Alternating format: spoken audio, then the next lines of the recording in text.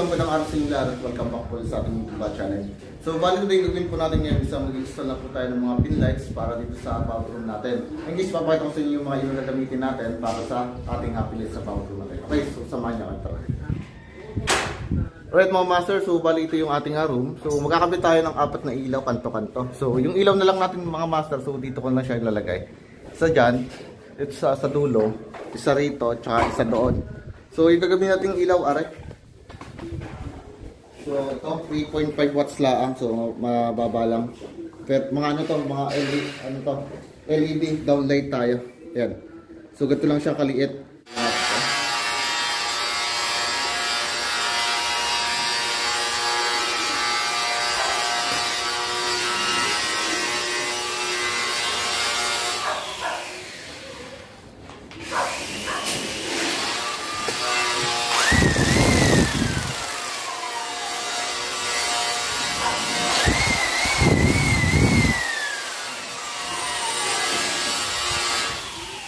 So, kuha ko lang yung mga sentro nito.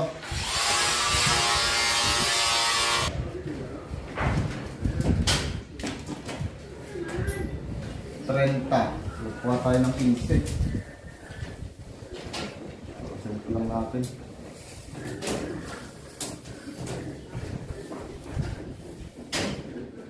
15. Kapag ito ay 30 rin. So, 15 rin kuha natin.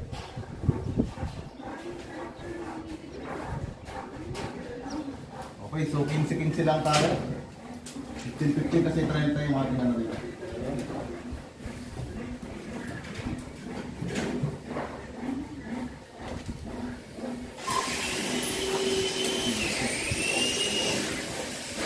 Okay.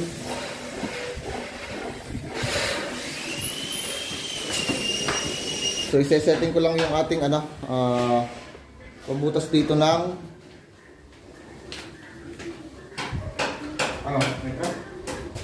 Tapos na?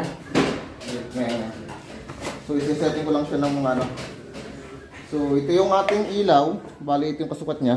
Ayan. So 3 inch lang. Arang sukat na rin. So ngayon susukat ko siya ng 3 inch dito. So dito pa na siya setting. Ayan. So setting lang natin siya ng 3 inch.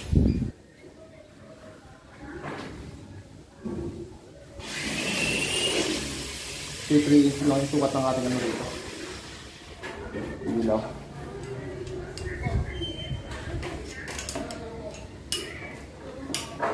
So maliit lang. Ilaw natin. Wait.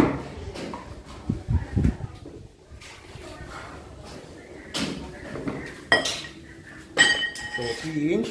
Okay, so dito tayo sa taas.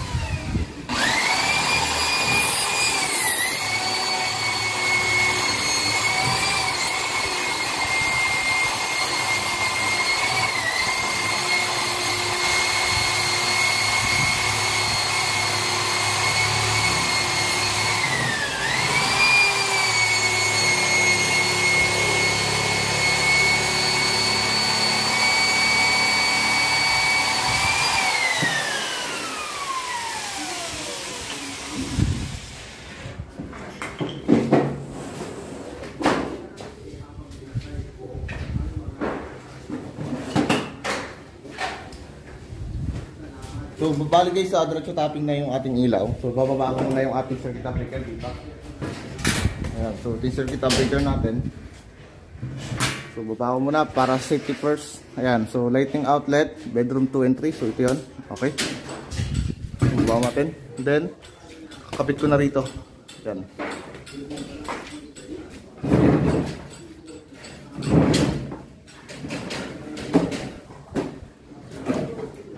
Yung ilaw na.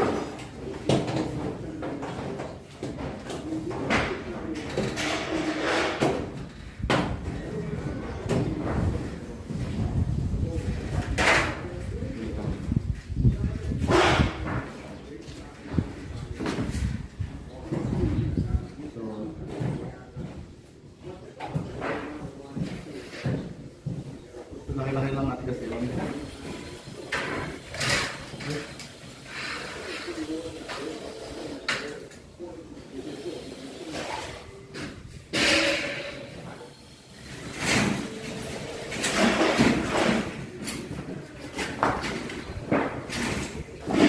So dito mga master, pag-titipan mo na lang yung ating ground dito kasi wala naman tayong ground dito sa ilaw natin. Titipan mo na lang.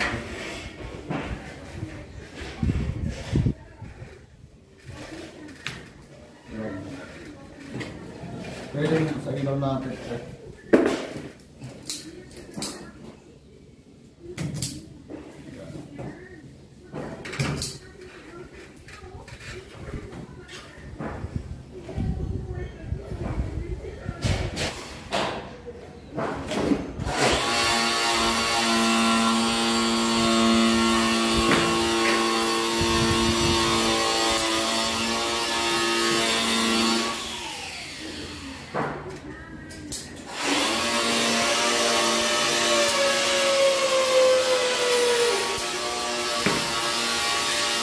So yung ating brown ay dito sa turn.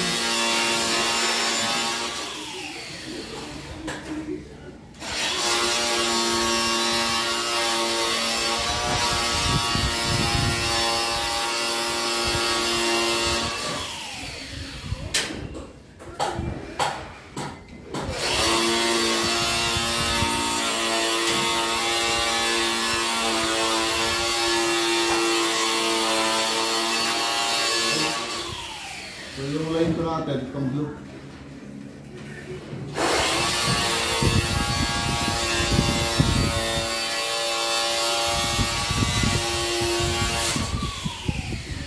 So titin natin, titin natin yung ating dito para hindi na magubos.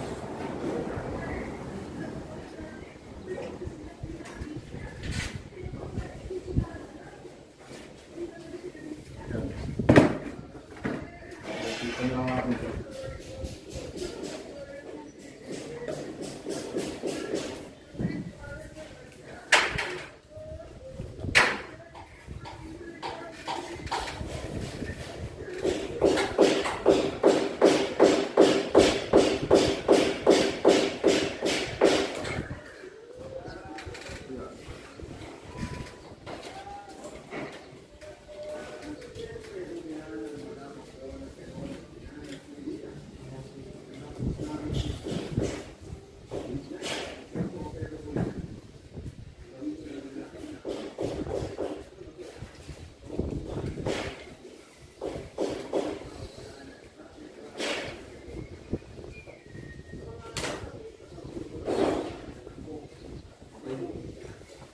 So, ipasok nyo lang dito yung ating clip muna. Ayan. Okay. So, sakto ng mga master yung ating ilaw dito. Okay, so dito naman tayo sa kabila mga master. So, kuhain nyo lang yung ating pinaka-gusto rito. Ito nagbase, so 30. 30. Master yan, 30 din. Ayan. So, 30-30 tayo. Ito muna. Bali 30-15. Yan. May na-15 din dito.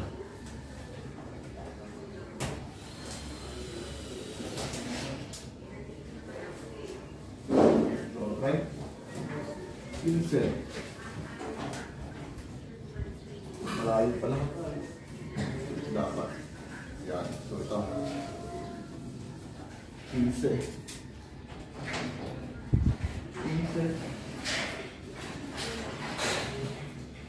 15. Okay. Terus palit tayo. Takot na naman rin. Ayun.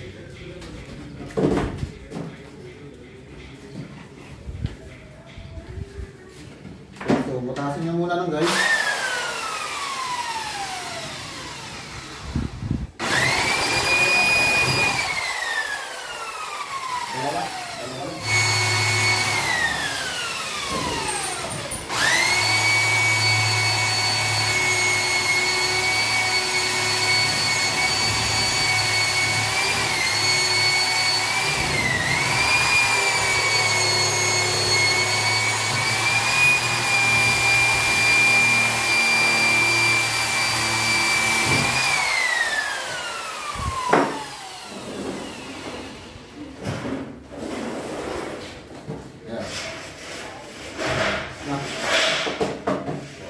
pasok sa may ko.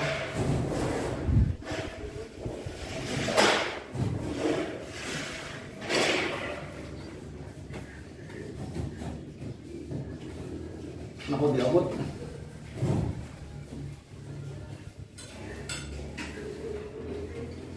So, na ito lang. Yan. So, napalayo.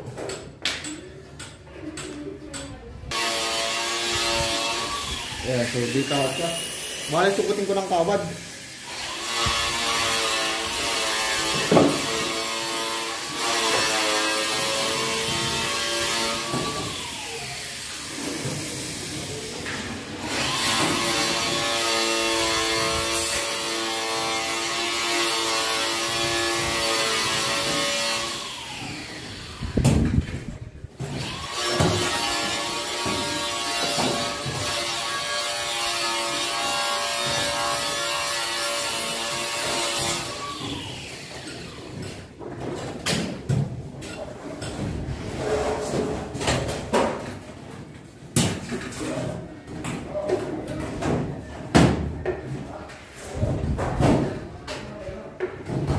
Ito na.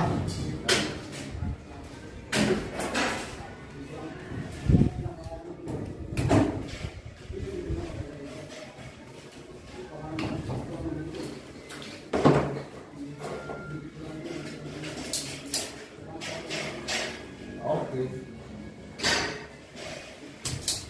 Yan, start natin. So, may pass natin ang ground kasi walang ground yung ating ilaw natin nagkakabit.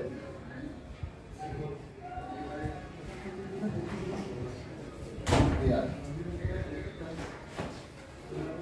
So, kabitin natin.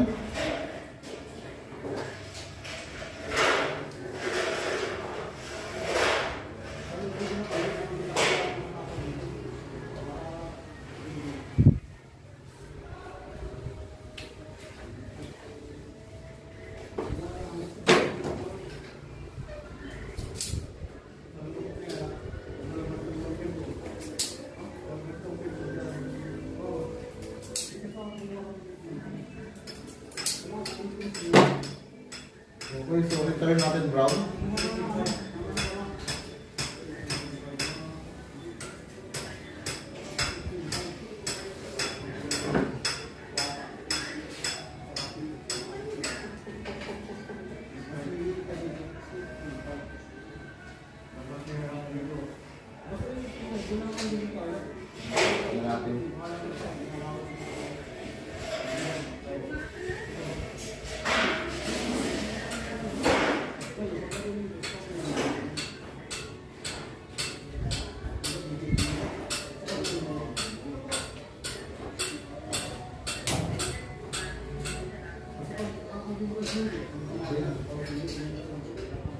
So, line to natin ay blue.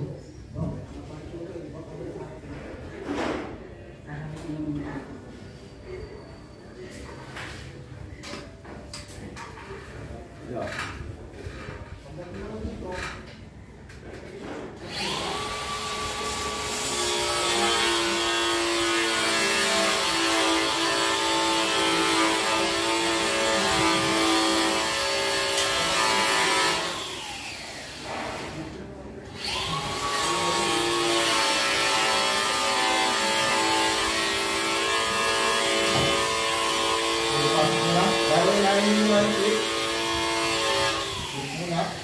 Then,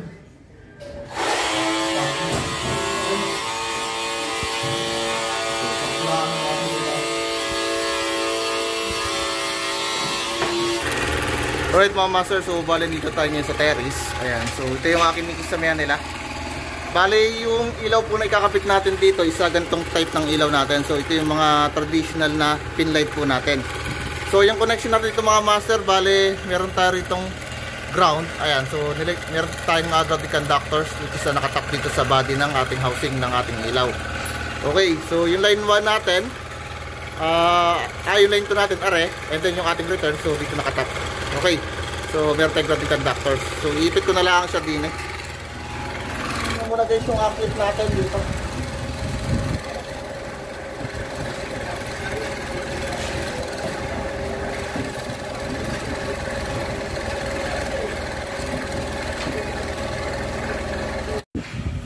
Okay mga master, so bali nakabitan ko na rin yung ilaw. Ayan, so dito sa isang kwarto natin, meron tayong 4 na pin light.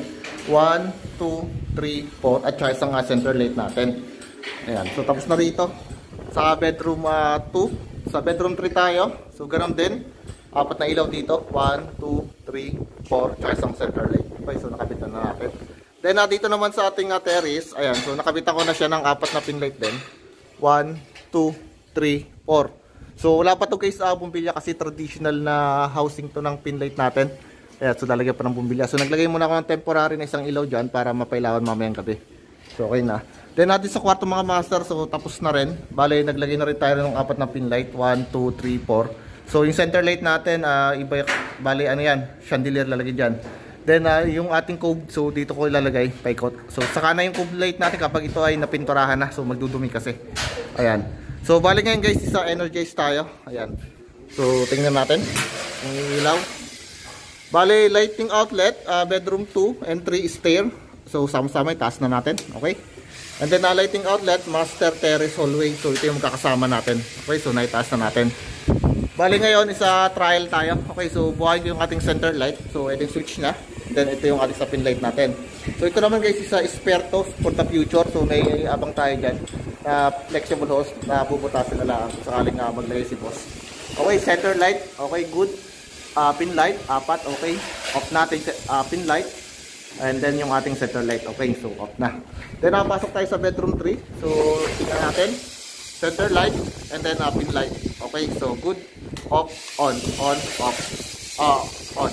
Ayan, so off na lahat, okay. So good na. So pasok tayo rito sa master bedroom. Ayan. So wala pa tayong chandelier dito sa gitna. Dead pin light muna yung bubuhay natin. Okay. Then nabubuhay ko na yung ilaw natin sa labas, yung sa outdoor natin na lampara. Ayan. So ito yung switch niyan. Ito. Okay. So ito mga master. Ayan, so kinabit ko na rin. Bali may ilaw na siya. Okay. So off na lang natin siya. Yung mga ilaw natin dito. Right. So off natin. Okay. Ready sa terrace mga master. So bali ano to, wala pang ilaw, sabi ko nga kanina yung 4 na kantuhan natin. So yung gitna lang muna. So ito, buhayin natin. So ilaw na yan. So ayan mga master, may ilaw na. So temporary lang naman yung ilaw natin dito sa labas. Okay, so wala pang ilaw tayo na ikakabit. Okay, so good naman lahat ng ginawa natin dito sa pagkakabit ng ilaw. So pinakita ko lang sa inyo kung paano mag-install or magbutas ng hard duplex para may pasok natin dito yung ilaw. So yun lang mga master. So maraming salamat po. Thank you.